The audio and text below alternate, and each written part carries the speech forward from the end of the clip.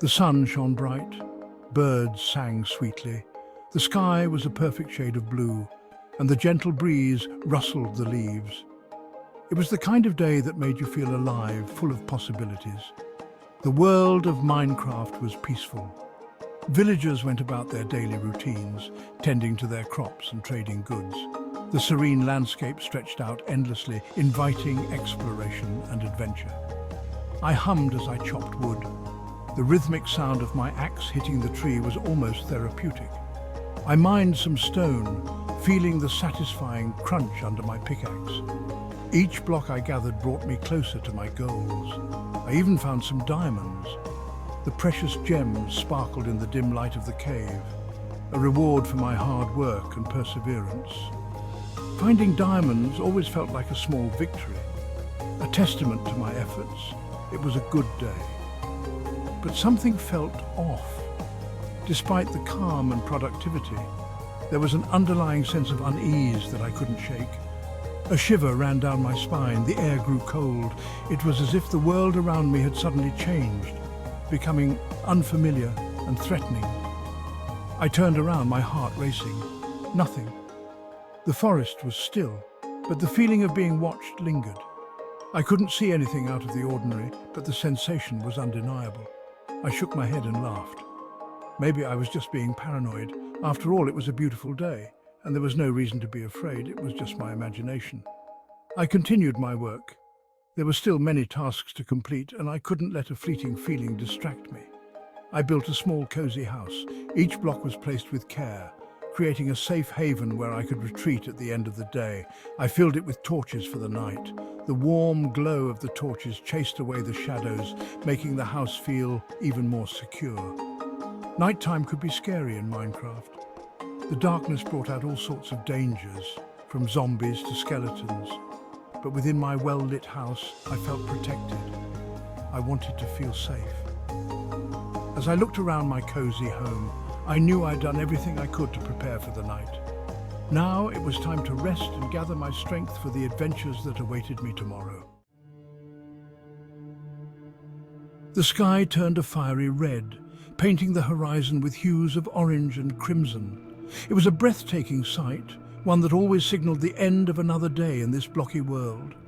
The sun began to set, slowly sinking below the horizon. The landscape was bathed in a warm, golden glow, casting long shadows across the terrain. It was a peaceful moment, but also a reminder that night was approaching. Shadows grew long and twisted, stretching out like dark fingers across the ground. The once familiar world began to take on a more sinister appearance as the light faded. I knew it was time to head inside. The safety of my home was paramount as the dangers of the night began to stir. I hurried back, the sense of urgency growing with each passing second. I bolted my door and peered out my window. The last rays of sunlight disappeared, leaving the world outside cloaked in darkness. My heart raced as I scanned the horizon for any signs of movement. The forest looked different at night, darker, more menacing. The trees seemed to close in, their branches like skeletal hands reaching out to grab anything that dared to venture too close. Strange noises came from the woods. The rustling of leaves, the distant howls of wolves, and the eerie groans of creatures unknown. Each sound sent a shiver down my spine. I tried not to listen, but it was impossible to block out the cacophony of the night. My mind raced with thoughts of what could be lurking just beyond the safety of my walls. But the sound of my own beating heart was too loud. It pounded in my chest, a constant reminder of the fear that gripped me. I took deep breaths, trying to calm myself. I decided to distract myself. I sat at my table, the familiar routine of eating dinner providing a small comfort. Bread and steak, simple but satisfying. It was a moment of normalcy in an otherwise tense evening. I organized my chests, sorting through my supplies and making sure everything was in order. It was a task that required focus, helping to take my mind off the unsettling sounds outside. But the uneasy feeling wouldn't go away. Something was wrong. I could feel it in the pit of my stomach. The night was full of unknown dangers, and I couldn't shake the sense that something was watching me, waiting for the right moment to strike. Suddenly I heard it, a whisper, faint but close. It seemed to come from beneath my feet. I froze, listening intently. The whisper came again. This time I understood it. Help! Me! My blood ran cold. I knew that voice. It couldn't be. He was gone. Lost in the mines weeks ago. Everyone thought he was dead. Section 4. The entrance. I grabbed my iron sword. My hands trembled. What was I going to do? I couldn't ignore that voice. It was calling for help.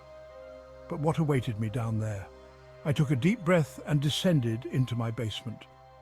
Hidden beneath a rug was the entrance to my old mine. The mine where he had disappeared. The mine I had sworn never to enter again. Section 5. Strange occurrences. The air grew colder with each step. The musty smell of damp earth filled my nostrils. Cobwebs brushed against my face. I shivered. And then I heard it again, the whisper, "Help me!" This time it was closer, more desperate. I pushed forward, my torch casting flickering shadows on the rough stone walls. Strange symbols glowing faintly adorned the walls. I didn't recognize the language. It felt ancient and evil.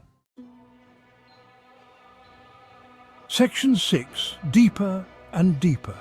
Deeper and deeper I went, following the sound of the voice. It led me through twisting tunnels and treacherous ravines.